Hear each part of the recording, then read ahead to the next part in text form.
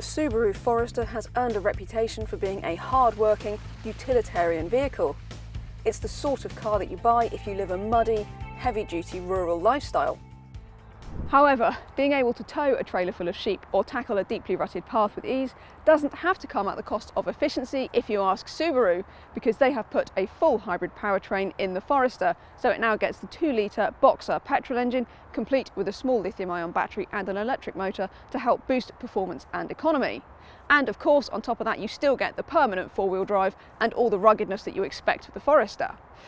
However, having said all of that, official figures put efficiency for this car at 35 mpg and 154 grams per kilometre of CO2, which is underwhelming to say the least. Not only that, but it costs from £36,000 up to nearly £40,000 for the top spec car. So that is well into high spec Toyota RAV4, Mitsubishi Outlander PHEV, Honda CR-V territory. So I think on that note, the Forester has got quite a lot to prove, so let's get it out there and see what it's got to offer. First off, let's clarify the tech. This is a full hybrid, or Subaru describes it as a self-charging hybrid, and that means that you cannot plug it in. The small battery pack is only ever charged up by the car's own forward momentum or its braking system. This energy gives the car a small amount of pure electric running at very low speeds, but it mostly works to boost the performance and economy of that 2-litre 4-cylinder Boxer engine. So I'm going to start by talking about economy, and I'm afraid it's not great news. So even just driving this fairly sedately up and down the motorway, a little bit of town stuff, we've only managed 33 mpg. Now honestly, I realise that this being quite a big SUV and it being a Forester with quite decent off-road potential, people aren't going to expect it to be terribly economical, even as a hybrid, but I still think that's disappointing, to the point where I think it could be a deal breaker for a lot of people. But it's not really that surprising that you don't get that great economy, because the electric running in this car is very poor. There's no EV mode, so you can't force it into electric mode for any length of time at all, and really it's only ever in pure electric mode when you're pulling away from a standstill just for a few moments. Other than that, it's just there to boost sort of efficiency and performance, and sadly it doesn't really seem to do very much of the former, and not really very much of the latter either when it comes to the performance. I mean, this car has got 148 brake horsepower, 196 newton meters of torque, which is nothing fantastic. It has got that 2-litre petrol Boxer engine. Now, you might or might not know what a Boxer engine is. All it means is that the cylinders lie horizontally like that rather than upright like they do in most engines. Regardless, it means the engine makes different noise, feels a bit smoother, slightly different, it's a bit thrummier. Regardless, it's an age-old technology that Subaru is quite famous for, and the engine itself is quite decent, quite like it. But this CVT automatic gearbox, although it does actually have sort of fake gear changes that you can force it through, it still lets the engine buzz really loudly when you accelerate, and given that it only does 0 to 62 in about 11.8 seconds, and even in the mid-range it feels pretty weedy, it's just not great performance. Still, look, I sound like I'm on a big downer about this car, and I'm not, because I genuinely like it. I really like the view out over the bonnet, it's really cool. I like the fact that it just feels like a proper old school SUV. It's got a really nice ride comfort, loads of body lean, but I don't think anybody's going to mind about that too much given the nature of this car. And other than that, it's just got a really nice cushy feel to it. Refinement definitely could be better given the engine noise you do get, quite a bit of tyre noise too. Again, given that this is a Forester and what people are going to expect of it, probably that's not going to be a big deal. What people are looking for is things like the 5-year, 100,000 mile warranty that this car comes with, 8 years on the battery, by the way, and they just like the fact that it's a durable, proper off-roader. And talking about proper off-roading, let's go and do a bit of that.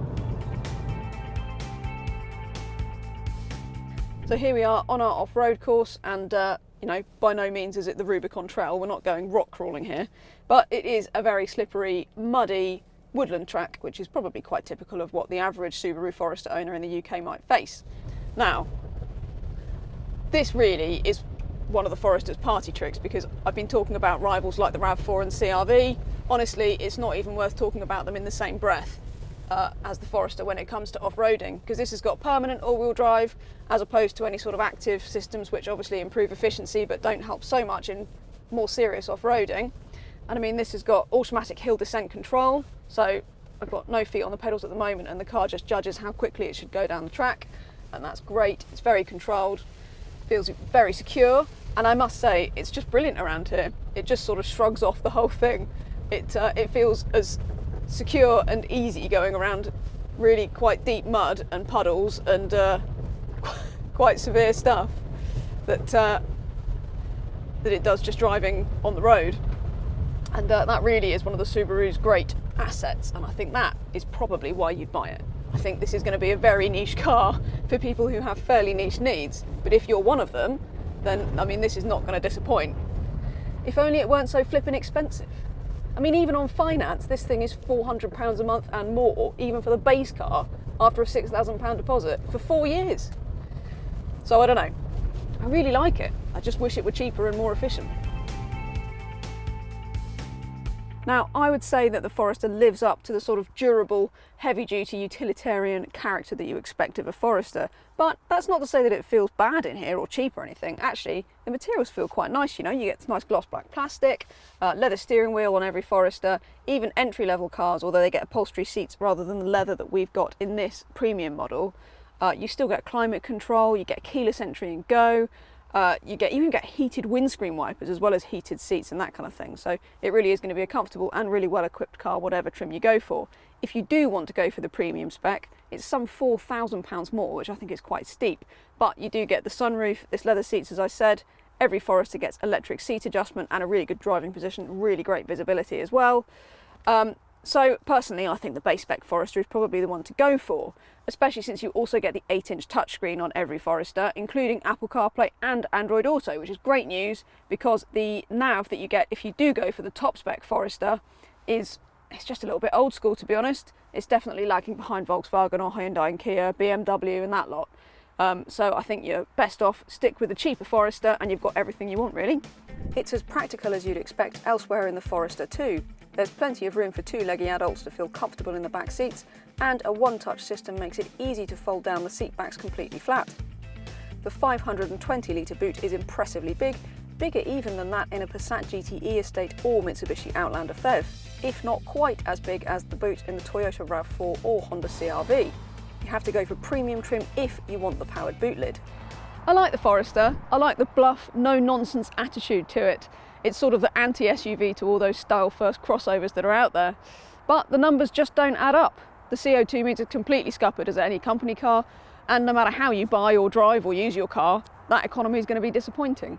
So unless you are in that very niche audience that really does need the off-road prowess of the Forester, then I really don't think it's justifiable. I think you're better off spending your money on a RAV4 or an Outlander or a CR-V or any of those many rivals that the Forester doesn't really quite stand up to.